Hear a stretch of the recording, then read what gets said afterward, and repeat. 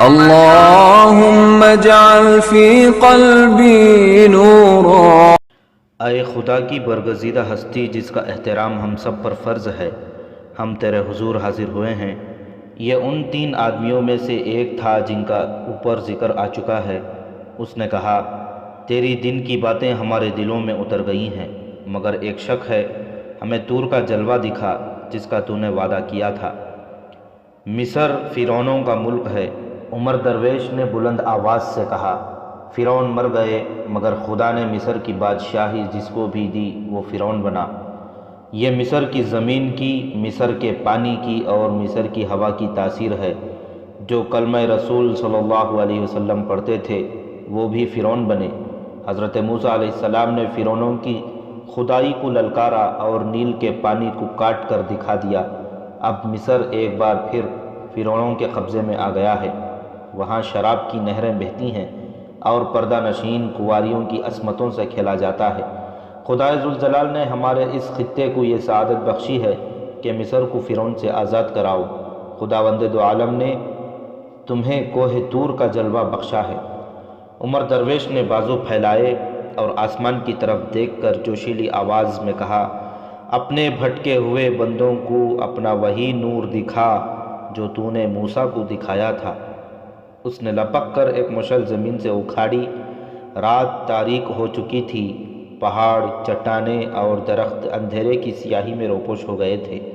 روشنی صرف ان 2 مشعلوں کے شعلوں کی تھی جس میں عمر درویش اور عاشی نظر آ رہے تھے۔ عمر درویش نے مشعل اوپر کی اور ایک سمت اشارہ کر کے کہا، دیکھو، ادھر دیکھو، ادھر ایک پہاڑی ہے، تم اس پہاڑی کو نہیں دیکھ سکتے، اس کا جلوہ دیکھو۔ اس نے مشعل اور زیادہ اوپر کر کے دائیں بائیں لہرائی۔ اس کے ساتھ ہی سامنے پہاڑی سے ایک شعلہ اٹھا اور ذرا سی دیر میں کم ہوتے ہوتے ختم ہو گیا۔ لوگوں کے منہ کھلے کے کھلے رہ گئے۔ حیرت زدگی نے ان کی زبانیں گنگ کر دیں۔ اگر تم نے خدا کے اس جلوے کو بھی اپنے دلوں میں نہ اتارا تو یہ شعلہ تم نے دیکھا ہے تمہارے اس سرسبز علاقے کو ریگزار بنا دے گا۔ عمر درویش نے کہا، میں اسے روک نہیں سکوں گا، اسے تم نے دعوت دی ہے۔ عمر درویش اپنے خیمے میں چلا گیا۔ عاشی نے لوگوں کو اشارہ کیا کہ وہ چلے جائیں۔ لوگ وہاں سے جانے لگے تو ایک دوسرے کے ساتھ بات کرتے ہوئے بھی گھبراتے تھے۔ ان کے دلوں میں کوئی شک نہیں رہا تھا۔ وہ جب خیمے سے دور نکل گئے تو ایک آدمی نے جو ان کے ساتھ تھا دوڑ کر آگے ہوا اور سب کی طرف منہ کر کے رک گیا۔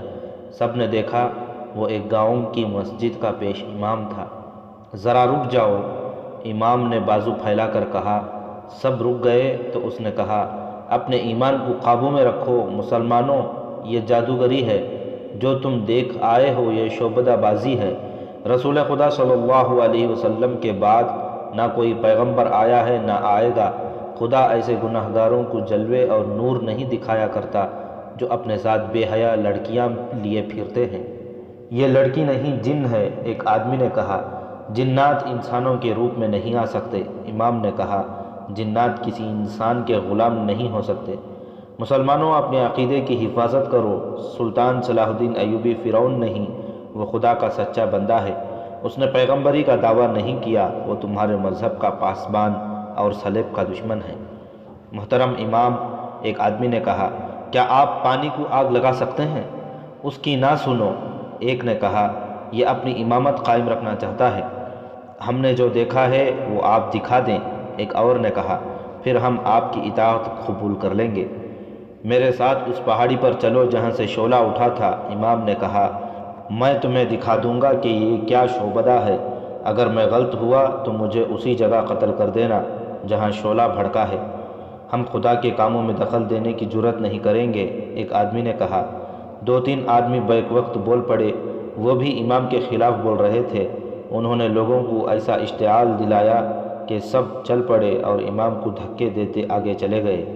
امام اکیلا کھڑا رہا۔ کچھ دیر وہاں کھڑے رہ کر امام اس پہاڑی کی طرف چل پڑا جس پر شعلہ اٹھا تھا۔ وہ بہت ہی تیز چلا جا رہا تھا۔ ایک پتھریلے ویرانے سے گزر کر چٹان کے دامن میں پہنچا تو 2 آدمی اس سے کچھ دور پیچھے چلے جا رہے تھے۔ امام چٹان کے ساتھ ساتھ چلا جا رہا تھا۔ پیچھے جانے والے دونوں آدمی اور تیز ہو گئے۔ ان کے قدموں کی آہٹیں سن کر امام رک گیا۔ وہ دونوں اس کے قریب جا رکے۔ ان کے چہرے کپڑوں میں چھپے ہوئے تھے۔ امام نے ان سے پوچھا کہ وہ کون ہیں؟ انہوں نے کوئی جواب نہ دیا۔ ان میں سے ایک امام کے پیچھے چلا گیا۔ امام اس کی طرف مڑا تو دوسرے نے امام کی گردن کے گرد اپنا بازو لپیٹ لیا۔ امام نے کمر بند سے خنجر نکالا، مگر اس کا خنجر والا ہاتھ ایک آدمی کے ہاتھ کے شکنجے میں آ گیا۔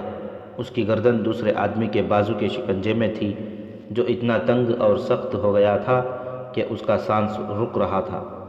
اس نے آزاد ہونے کی آخری کوشش کی۔ وہ پوری طاقت سے اچھلا، دونوں پاؤں جوڑ کر سامنے والے کے پیٹ میں مارا۔ اسے پیچھے سے ایک آدمی نے جکڑ رکھا تھا۔ سامنے والا امام کی لاتوں سے پیچھے کو گرا اور اس کے پیچھے والا دھکا برداشت نہ کر سکا۔ وہ بھی پیچھے کو گرا اور امام کی گردن پر اس کے بازو کی گرفت ڈھیلی پڑ گئی۔ امام نے ایک اور جھٹکا دیا اور آزاد ہو گیا۔ وہ اب ایک خونریز لڑائی کے لیے تیار ہو کر اٹھا، لیکن وہ دونوں آدمی بھاگ گئے۔ ان کے بھاگنے کی وجہ صرف یہ ہو سکتی تھی کہ وہ دونوں اسی علاقے کے مسلمان تھے۔ انہیں پہچانے جانے کا خطرہ تھا۔ امام نے انہیں پکارا، للکارا، لیکن وہ غائب ہو گئے تھے۔ امام نے آگے جانا مناسب نہ سمجھا اور وہیں سے واپس چلا گیا۔ عمر درویش کے خیمے میں وہی 3 آدمی بیٹھے تھے جو دن کے وقت بھی اس کے پاس آئے تھے۔ انہوں نے عمر درویش کو بتایا کہ لوگ وہی تاثر لے کر گئے ہیں جو ان پر پیدا کرنے کی کوشش کی گئی تھی۔ انہوں نے اسے یہ بھی بتایا کہ کل رات اسے آگے ایک اور گاؤں کے قریب جانا ہے اور طور کا جلوہ ایک اور پہاڑی پر دکھانا ہے۔ تینوں چلے گئے۔ عاشی عمر درویش کے ساتھ اکیلی رہ گئی۔ کیا تم اپنی کامیابی پر خوش ہو؟ عاشی نے پوچھا۔ عاشی، عمر درویش نے آہ لے کر کہا، میں تمہیں اس قسم کے سوالوں کا جواب دینے سے ڈرتا ہوں۔ کیا تم یہ چاہتے ہو کہ میں صلیبیوں اور سوڈانیوں کے ہاتھوں میں کھلونا بنی رہوں؟ عاشی نے کہا، تم نے میرے اندر ایمان بیدار کیا ہے اور اب تم مجھ پر اعتبار نہیں کرتے۔ میں اعتبار تمہارے عمل پر کروں گا، عمر درویش نے کہا، تمہارے الفاظ پر نہیں۔ مجھے بتاؤ میں کیا کروں؟ عاشی نے کہا، جو کہو گے کروں گی۔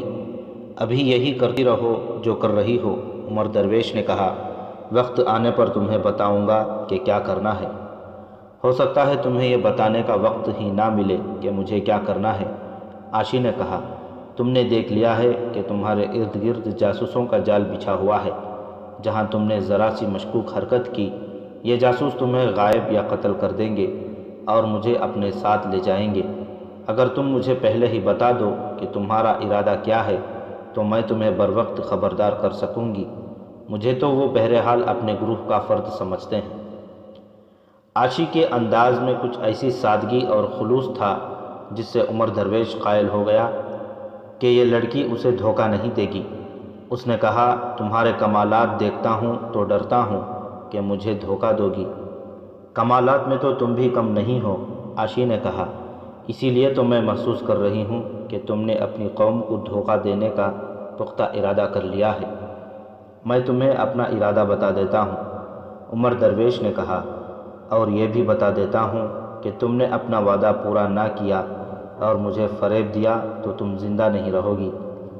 میں قتل ہو جانے سے نہیں ڈرتا اور قتل کرنے سے بھی نہیں ڈروں گا۔ میں نے راستے میں تمہیں بتایا تھا کہ میں کسی اور مقصد کے لیے جا رہا ہوں۔ مجھے امید تھی کہ میں یہاں اپنے علاقے میں آ کر اپنے خفیہ مقصد میں آسانی سے کامیاب ہو جاؤں گا، مگر یہاں آ کر دیکھا ہے کہ سوڈانیوں نے مجھے جاسوسوں کے گھیرے میں لے رکھا ہے۔ مجھے دوسرا غم یہ ہو رہا ہے کہ میں نے اپنی قوم کی پیٹھ میں خنجر اتار دیا ہے۔ میں اپنے اصل مقصد کی خاطر اپنے آپ کو پوشیدہ رکھ رہا ہوں، مگر میری کارستانی، جسے تم میرا کمال کہتی ہو، میری قوم کے مذہبی عقیدے کو زہر کی طرح مار رہی ہے۔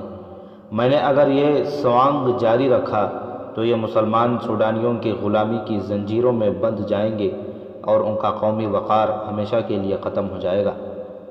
تم کیا کرنا چاہتے ہو؟ عاشی نے پوچھا۔ میں اسحاق کے گاؤں تک پہنچنا چاہتا ہوں، عمر درویش نے کہا۔ تم اسحاق کو جانتی ہو نا؟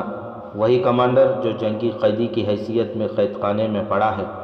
اسے اپنے رنگ میں رنگنے کے لیے تمہیں بھی ایک رات اس کے پاس بھیجا گیا تھا۔ اس شخص کو تو میں ساری عمر نہیں بھولوں گی۔ عاشی نے کہا، اس کی بھی اتنی ہی مرید ہوں جتنی تمہاری ہوں۔ میں اس کے گھر تک پہنچنا چاہتا ہوں۔ عمر درویش نے کہا، پھر میں اپنے گاؤں جانے کا ارادہ رکھتا ہوں۔ میں یہ سوچ کر آیا تھا کہ یہاں آ کر غائب ہو جاؤں گا اور یہاں کے لوگوں کو بتاؤں گا کہ وہ سوڈانیوں کے ہتھ کنڈوں سے بچیں۔ معلوم ہوتا ہے کہ تم نے کوئی باقاعدہ منصوبہ نہیں بنایا تھا۔ عاشی نے کہا، ہمیں جس کام کے لیے بھیجا جاتا ہے اس کا ہمیں بڑا واضح منصوبہ دیا جاتا ہے۔ میں قید خانے میں ظالمانہ اذیتیں سہ کر نکلا ہوں۔ عمر درویش نے کہا، اتنی سی عقل رہ گئی تھی کہ قید خانے سے نکلنے کا یہ طریقہ سوچ لیا تھا۔ یہاں آ کر حالات ایسے ہو گئے ہیں کہ اپنے مقصد کی کامیابی ناممکن نظر آتی ہے۔ اب مجھے بھی سوچنے دو۔ عاشی نے کہا، اگر ہم خدا کی راہ میں ثابت قدم رہے تو تم اپنے مقصد میں کامیاب ہو جاؤ گے۔ کل ہم آگے جا رہے ہیں، کوئی صورت نکل آئے گی۔ ضرورت یہ ہے کہ ہمیں یہاں کے کسی عقل مند آدمی کے ساتھ ملاقات کا موقع مل جائے۔ اسی علاقے میں عمر درویش کے خیمے سے 2-2.5 میل دور مصری تاجروں کا ایک قافلہ آیا۔ 4 آدمی اور 6 اونٹ تھے۔ قافلے کا سردار لمبی داڑھی والا ایک بزرگ سیرت انسان تھا جس نے ایک آنکھ پر سبز رنگ کے کپڑے کا ٹکڑا لٹکا رکھا تھا، جیسے اس کی ایک آنکھ خراب ہو۔ یہ قافلہ 2 راتیں پہلے سوڈان کے سرحد میں داخل ہوا تھا۔ پہلے بتایا جا چکا ہے کہ سلطان ایوبی نے مصر سے سوڈان میں اناج اسمگل کرنے کی درپردہ اجازت دے رکھی تھی۔ دوسری اجناس بھی اسمگل کی جاتی تھیں۔ سوڈان میں ان اشیاء کی قلت تھی۔ مصر کے یہ اسمگلر دراصل سلطان ایوبی کے انٹیلیجنس کے آدمی تھے۔ انہیں مصر کے سرحدی دستے نہیں روکتے تھے اور سوڈان کی سرحد کے پہرے دار بھی انہیں نظر انداز کر دیتے تھے۔ یہ قافلہ بھی بلا روک ٹوک سرحد پار کر کے سوڈان میں داخل ہو گیا، لیکن رات کی تاریکی کی وجہ سے سوڈان کے سرحدی پہرے دار یہ نہ دیکھ سکے کہ تاجروں اور 6 اونٹوں کا یہ قافلہ سوڈان کے کسی شہر کی طرف جانے کے بجائے اس پہاڑی علاقے کی سمت جا رہا ہے جہاں مسلمان آباد تھے۔ ادھر تاجروں کے کسی قافلے کو جانے کی اجازت نہیں تھی، کیونکہ سوڈان کی حکومت مسلمانوں کو اناج اور دیگر اجناس سے اور تجارت سے محروم رکھنا چاہتی تھی۔ یہ قافلہ رات بھر چلتا رہا۔ صبح ہوئی تو اونٹوں کو ٹیلوں کے علاقے میں چھپا دیا گیا۔ سرحد دور پیچھے رہ گئی تھی۔ ان لوگوں نے سارا دن وہیں چھپ کر گزارا۔ رات تاریک ہوئی تو قافلہ پھر چل پڑا اور آدھی رات کے وقت پہاڑی علاقے داخل ہو گئے۔ یہ قافلے کی منزل تھی۔ سحر کے وقت قافلہ ایک گاؤں میں داخل ہوا۔ میر کارواں ایک مکان کے سامنے رکا اور دروازے پر دستک دی۔ کچھ دیر بعد دروازہ کھلا۔ ایک آدمی ہاتھ میں دیا لے کر باہر آیا۔ میر کارواں نے اس کے کان میں کچھ کہا۔ دروازہ کھولنے والے نے کہا، خوش آمدید، تم فوراً اندر چلو، اونٹوں کو ہم سنبھال لیں گے۔ چاروں تاجر اندر چلے گئے۔ میزبان نے اپنے گھر والوں کو اور پڑوس کے 2-3 آدمیوں کو جگایا۔ سب نے اونٹوں کو مختلف گھروں کے اونٹوں میں بانٹ کر باندھ دیا۔ سامان اتار کر میزبان کے گھر میں رکھ دیا گیا۔ میرے کارواں نے کہا کہ سامان فوراً کھولو اور غائب کر دو۔ سب نے سامان کھولا تو اس میں اناج کے بجائے تیروں کا ذخیرہ تھا۔ کمانیں، تلواریں اور خنجر تھے اور 3-4 بوریوں میں آتش گیر مادے سے بھری ہوئی ہانڈیاں تھیں۔ یہ سامان غائب کر دیا گیا۔ کیا میں اپنے آپ میں آ جاؤں؟ میرے کارواں نے پوچھا۔ تنگ آ گیا ہوں۔ کوئی خطرہ نہیں، میزبان نے کہا، سب اپنے لوگ ہیں۔ میرے کارواں نے لمبی داڑھی اتار دی اور آنکھ سے سبز کپڑا بھی اتار دیا۔ یہ داڑھی نقلی تھی، اس کی اصل داڑھی چھوٹی تھی اور سلیقے سے تراشی ہوئی تھی۔ سامان ادھر ادھر چھپا کر جب آدمی مہمانوں کے پاس آئے تو ایک آدمی میرے کارواں کو دیکھ کر ٹھٹک گیا۔ میرے کارواں مسکرایا اور پوچھا، پہچانا نہیں تھا مجھے؟ اوہ میرے دوست علی بن سفیان، اس آدمی نے کہا۔ خدا کی قسم میں نے نہیں پہچانا۔ اس نے آہ بھر کر کہا، ہماری خوش نصیبی ہے کہ آپ خود آ گئے ہیں، یہاں کے حالات ٹھیک نہیں۔ مجھے اطلاع مل گئی تھی کہ سوڈان کے قید خانے کے ایک سپاہی نے سوڈانی فوج کے 2 کمانڈروں کو قتل کر دیا ہے۔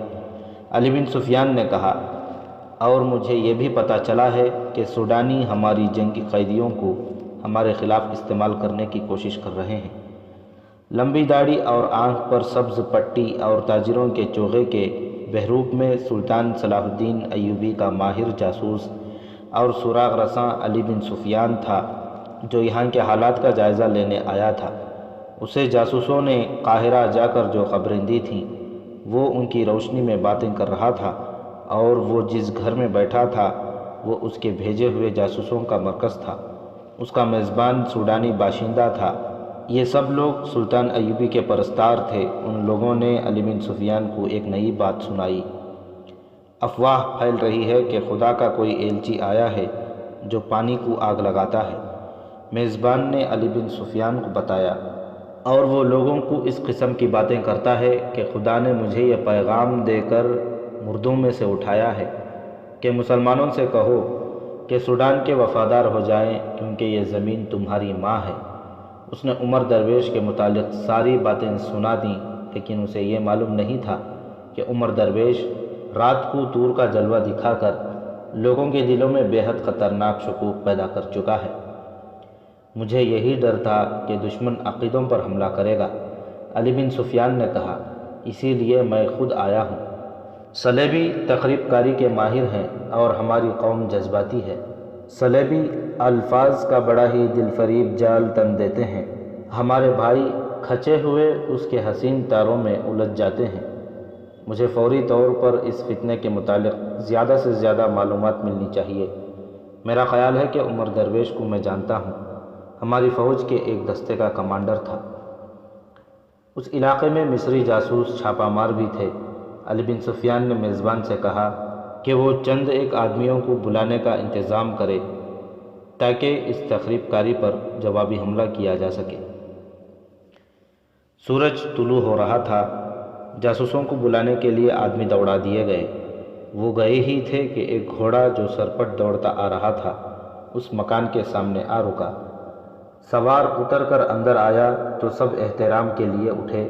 یہ امام تھا، اور یہ وہی امام تھا جس نے عمر درویش کے خلاف آواز اٹھائی تھی۔ لوگ اسے دھکے دیتے چلے گئے تھے۔ پھر رات کو اس پر دو نامعلوم آدمیوں نے قاتلانہ حملہ کیا تھا۔ امام وہیں سے واپس آ گیا تھا۔ اسے معلوم تھا کہ مسلمانوں نے اس گاؤں اور اس گھر کو جاسوسی اور دیگر سرگرمیوں کا خفیہ مرکز بنا رکھا ہے۔ امام اپنے گھر گیا اور گھوڑے پر سوار ہو کر اس گاؤں کو روانہ ہو گیا۔ یہ امام اس پر یقین رکھتا تھا کہ عمر درویش شعبدہ باز ہے۔ وہ اس گاؤں میں رپورٹ دینے اور شعبدہ بازی کے خلاف کارروائی کرنے کے لیے مدد لینے آیا تھا۔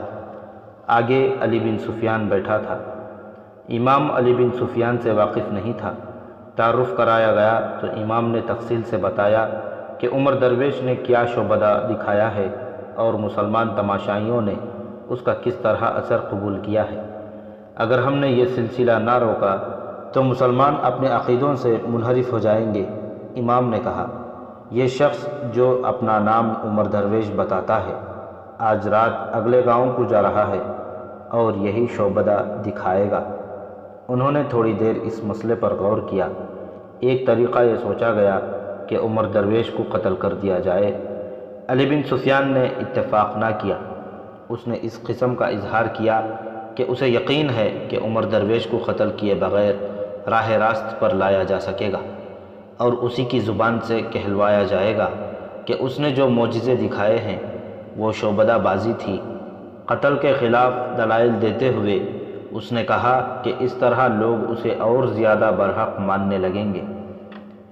علی بن سفیان کے ساتھ تاجروں کے بھیس میں جو 3 آدمی آئے تھے وہ مصری فوج کے غیر معمولی طور پر ذہین، اپنے فن کے ماہر اور تجربہ کار لڑاکا جاسوس تھے۔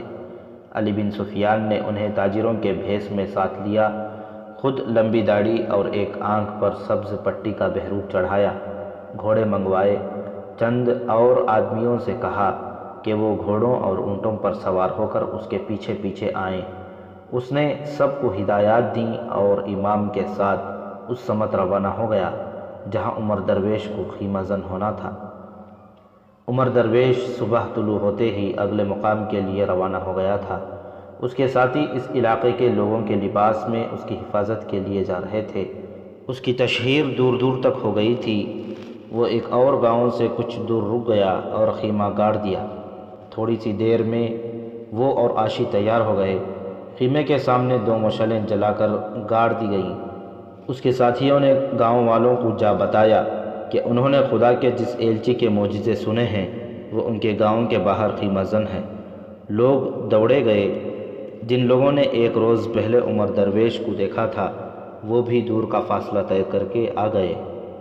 عمر درویش دونوں مشعلوں کے درمیان چھوٹے سے قالین پر بیٹھ گیا۔ عاشی اپنے اسی بھڑکیلے لباس اور طلسماتی بناؤ سنگھار سے آراستہ تھی۔ عمر درویش کے سامنے کپڑا لپٹا ہوا پڑا تھا۔ اس نے وہی اداکاری شروع کر دی جو وہ پہلے کر چکا تھا۔ ایک آدمی نے وہی سوال پوچھا جو پہلے پوچھا گیا تھا۔ عمر درویش نے وہی باتیں اسی انداز سے دہرا کر کہا کہ کسی کے پاس پانی ہو تو اس کپڑے پر ڈال دیا جائے۔ علی بن سفیان اپنی پارٹی کے ساتھ پہنچ چکا تھا اور اس نے عمر درویش کو پہچان لیا۔ اسے اچھی طرح معلوم تھا کہ یہ شخص مصری فوج کے ایک دستے کا کمانڈر ہے۔ علی بن سفیان کو بتایا گیا تھا کہ عمر درویش پانی کو آگ لگاتا ہے۔ علی بن سفیان کو ایک شک تھا۔ یہ تسلیم نہیں کیا جا سکتا تھا کہ پانی کو آگ لگ سکتی ہے۔ اس کے دماغ میں جو شک پیدا ہوا تھا اس کے مطابق وہ چھوٹے سے مشکیزے میں پانی اپنے ساتھ لے گیا تھا۔ جو ہی عمر درویش نے کہا کہ کسی کے پاس پانی ہو تو اس کپڑے پر ڈالے تو ایک آدمی تیزی سے آگے بڑھا۔ اس کے پاس مشکیزہ تھا۔ اس نے کچھ پانی کپڑے پر انڈیل دیا۔ علی بن سفیان آگے بڑھا اور مشعل زمین سے اکھاڑ کر لوگوں سے کہا، تم میں سے کوئی آدمی آگے آئے۔ ایک آدمی جو علی بن سفیان کے ساتھ آیا تھا آگے گیا۔ علی بن سفیان نے مشعل اس کے ہاتھ میں دے کر کہا، اس کپڑے پر شعلہ رکھو۔ وہ آدمی ہچکچایا۔ علی بن سفیان نے لوگوں سے کہا، تم میں سے کوئی بھی آدمی اس پانی کو آگ لگا سکتا ہے۔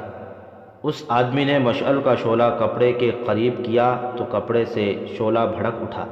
ایک آدمی جو عمر درویش کا ساتھی تھا بولا، تم کوئی شعبدہ باز ہو، پیچھے ہٹو ورنہ تم پر خدا کی اس برگزیدہ شخصیت کا قہر نازل ہوگا۔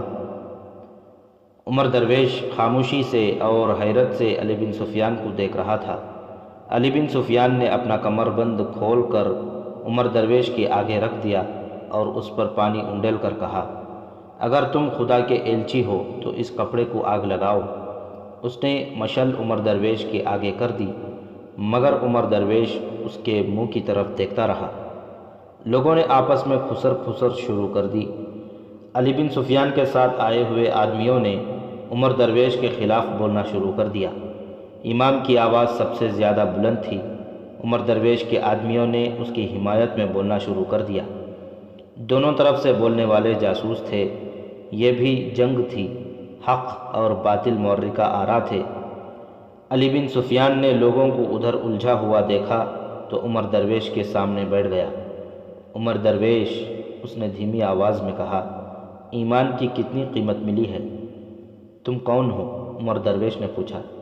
بہت دور سے آیا ہوں، علی بن سفیان نے کہا۔ تمہاری شہرت سرحد پار سنی تھی اور تمہیں دیکھنے آیا ہوں۔ عمر درویش نے بے چینی سے ادھر ادھر دیکھا اور پوچھا، میں تم پر کس طرح اعتبار کر لوں؟ میری داڑھی پر ہاتھ پھیرو۔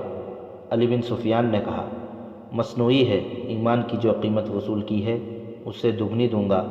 یہ شعبدہ بازی ختم کر دو، میں تمہیں ساتھ لے جاؤں گا۔ میں قاتلوں کے گھیرے میں ہوں۔ عمر درویش نے کہا، میری نہیں مانو گے تو بھی قتل ہو جاؤ گے۔ علی بن سفیان نے کہا، تم جانتے ہو کہ یہاں ہمارے بہت سے آدمی موجود ہیں، تمہارے ساتھ کتنے آدمی ہیں؟ مجھے معلوم نہیں، عمر درویش نے کہا اور پوچھا، تمہارا نام کیا ہے؟ بتا نہیں سکتا، علی بن سفیان نے کہا۔ میں جو پوچھتا ہوں وہ بتاؤ، طور کا جلوہ کیا ہے؟ صاف بتا دو، تمہاری حفاظت کی ذمہ داری لیتا ہوں۔ جب اٹھو گے تو اپنے دائیں طرف دیکھنا، عمر درویش نے کہا۔ اونچی پہاڑی کے آگے ایک اور چٹان ہے، ایک بہت بڑا درخت ہے۔ شام سے ذرا بعد وہاں اپنے آدمی چھپا دینا۔ جس طرح پانی کو آگ لگنے کا بھید جان گئے ہو، طور کا جلوہ بھی جان جاؤ گے۔ مجھے موقع دو، یہ تماشا دکھاؤں، تم وہاں سے شعلہ نہ اٹھنے دینا۔ میرے فرار کا اور میری حفاظت کا فرض تم پورا کرو گے۔ بس میری شعبدہ بازی یہی ہوگی کہ یہاں سے تم نکل بھاگو۔ مجھے اسحاق کو قید خانے سے آزاد کرانا ہے۔ اٹھو اور اعلان کرو کہ رات کو طور کا جلوہ دکھاؤں گا۔ علی بن سفیان کی جگہ کوئی اور آدمی ہوتا تو وہ عمر درویش کی یہ ادھوری سی بات نہ سمجھ سکتا۔ علی بن سفیان اسی میدان کا کھلاڑی تھا، وہ اشارے سمجھ لیتا تھا۔ اس نے اٹھ کر اعلان کیا، خدا کا یہ برگزیدہ انسان رات کو طور کا جلوہ دکھائے گا۔ میں نے اس کی بات سمجھ لی ہے، تم سب چلے جاؤ، شام کے بعد آنا۔ علی بن سفیان اٹھ کر چلا گیا۔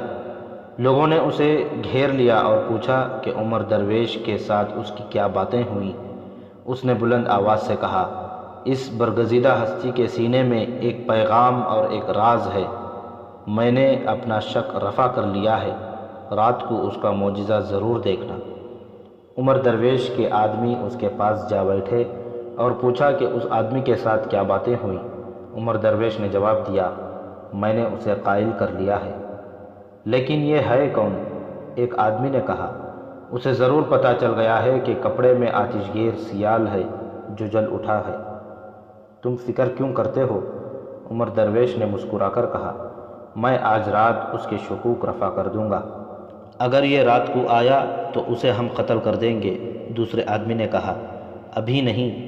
عمر درویش نے کہا، کہیں ایسا نہ ہو کہ بنا بنایا کھیل بگڑ جائے۔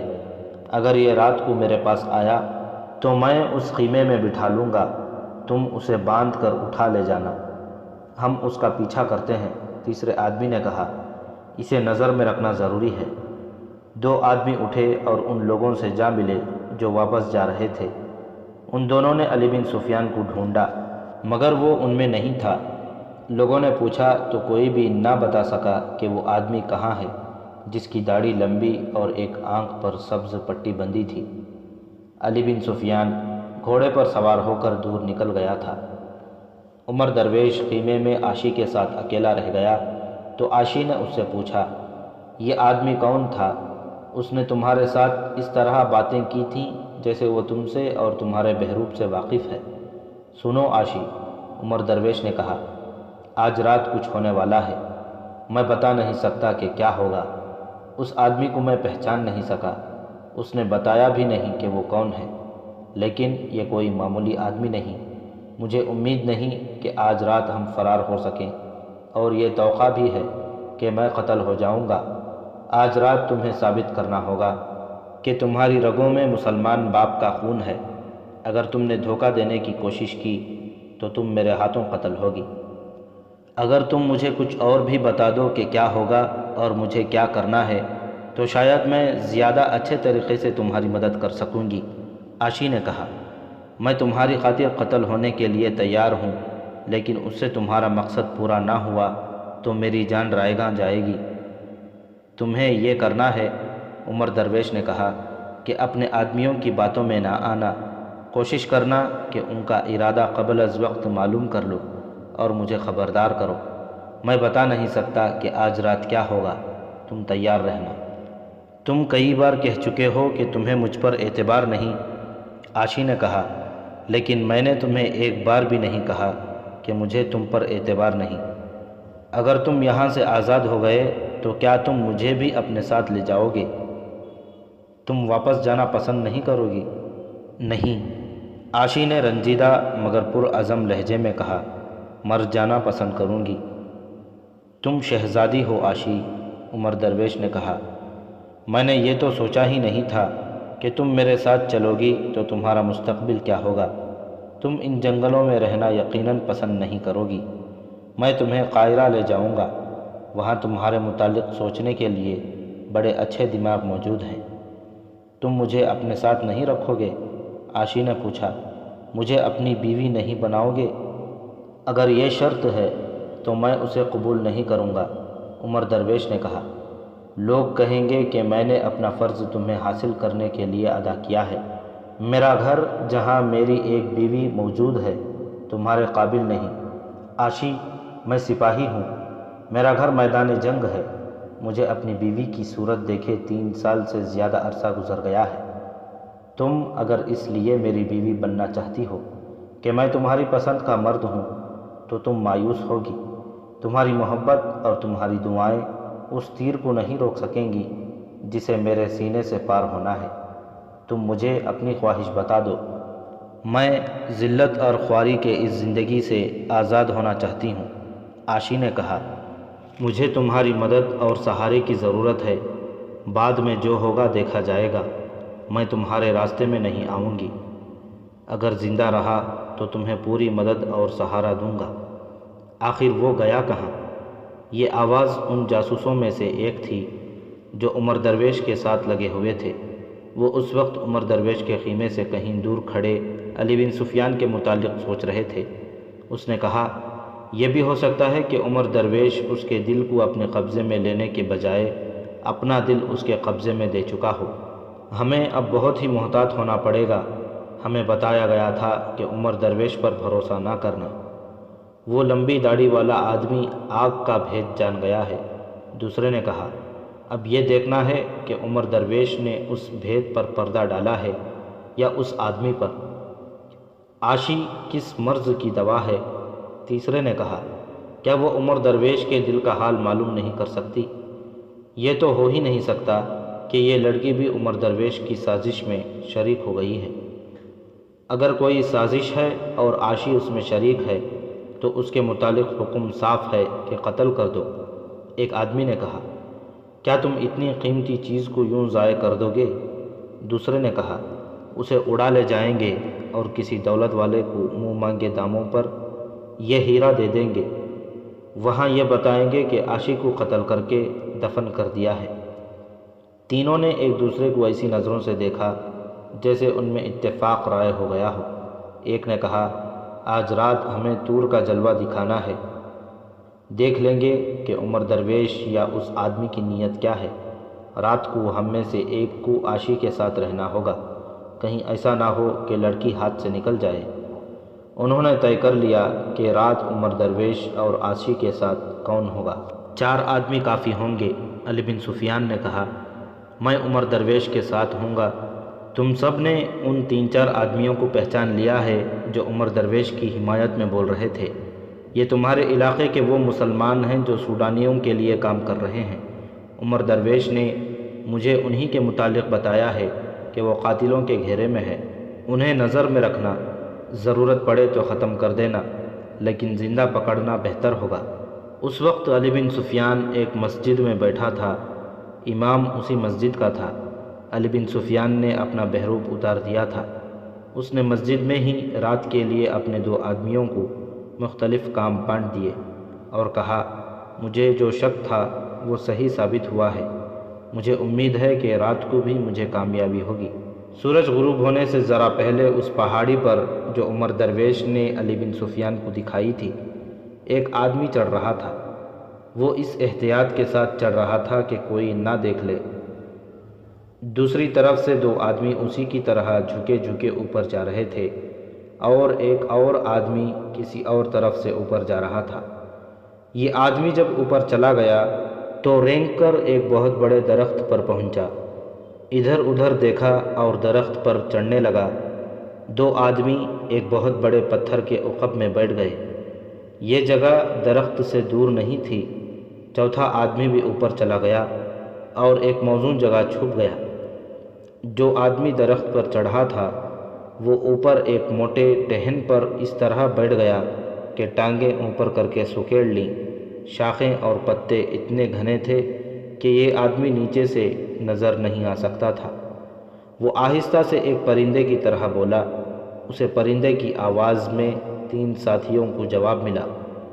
سورج پہاڑی کے عقب میں اتر گیا تھا اور 3 آدمی اکٹھے پہاڑی پر چڑھتے جا رہے تھے۔ ان کے پاس آگ جلانے کا سامان اور مٹی کے برتن میں آتش گیر مادہ تھا۔ ان کے پاس لمبے خنجر بھی تھے۔ شام کا دھندلکا گہرا ہوتا جا رہا تھا۔ ان 3 آدمیوں کا انداز ایسا تھا جیسے انہیں کسی بھی طرف سے کوئی خطرہ نہیں۔ وہ باتیں کرتے جا رہے تھے۔ ان کی باتیں ان 4 آدمیوں کو سنائی دینے لگیں جو پہلے سے وہاں چھپے بیٹھے تھے۔ وہ پوری طرح چھپ گئے۔ وہاں سے دور نیچے عمر درویش کا خیمہ تھا۔ جو شام کے اندھیرے میں نظر نہیں آتا تھا۔ خیمے کے باہر گاڑی ہوئی 2 مشعلوں کے شعلے دکھائی دے رہے تھے۔ خدا کا ایلچی تیار ہو گیا ہے، ان 3 آدمیوں میں سے ایک نے ہنس کر کہا جو بعد میں اوپر آئے تھے۔ سامان کھول کر تیار کر لو، آج میرا دل کسی اور طریقے سے دھڑک رہا ہے۔ دوسرے نے کہا، اس کے اندر کوئی وہم بڑھ گیا ہے، کیا تم محسوس نہیں کر رہے ہو کہ آج کچھ گڑبڑ ہے؟ میں بھی کچھ گڑبڑ اس آدمی کی وجہ سے محسوس کر رہا ہوں جس نے ایک آنکھ پر سبز پٹی باندھ رکھی تھی۔ ان میں سے ایک نے کہا، گھبراؤ نہیں، ہم طور کا جلوہ دکھا کر سب کے وہم دور کر دیں گے۔ اگر لوگ مان گئے تو اس ایک آدمی کی کوئی پرواہ نہیں کرے گا۔ تم اپنا کام کرو، وقت تھوڑا رہ گیا ہے، اندھیرا گہرا ہو رہا ہے۔ ایک آدمی نے مٹی کے برتن کا منہ کھول کر تیل کی طرح کا سیال زمین پر انڈیل دیا۔